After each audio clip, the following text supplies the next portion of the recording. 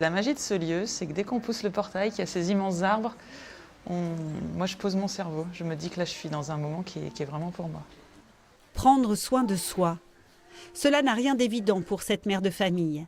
Elle accompagne depuis 11 ans sa fille atteinte d'une maladie grave.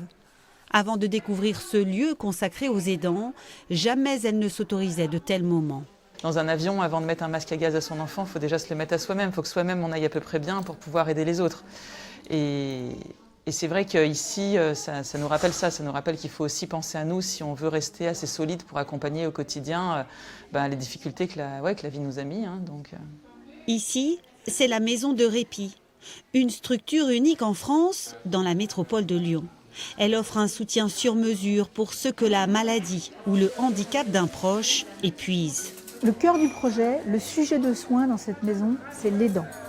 Ici, l'aidant peut séjourner, il peut séjourner seul, il peut séjourner avec la personne qui l'accompagne, la personne malade qui l'accompagne, ou bien il peut nous confier son proche pour qu'on s'occupe de lui pendant que lui va se reposer.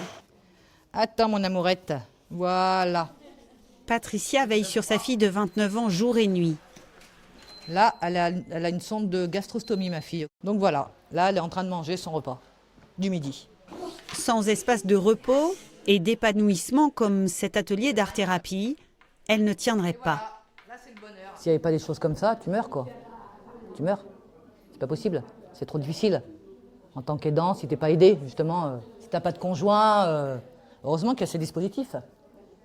Parce que moi, je connais des copines, elles seraient mortes autrement. Ou des infanticides ou des suicides. Hein. Parce que c'est trop dur.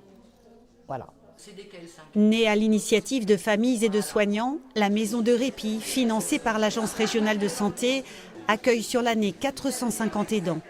2 autres établissements doivent voir le jour en Nouvelle-Aquitaine et en Île-de-France.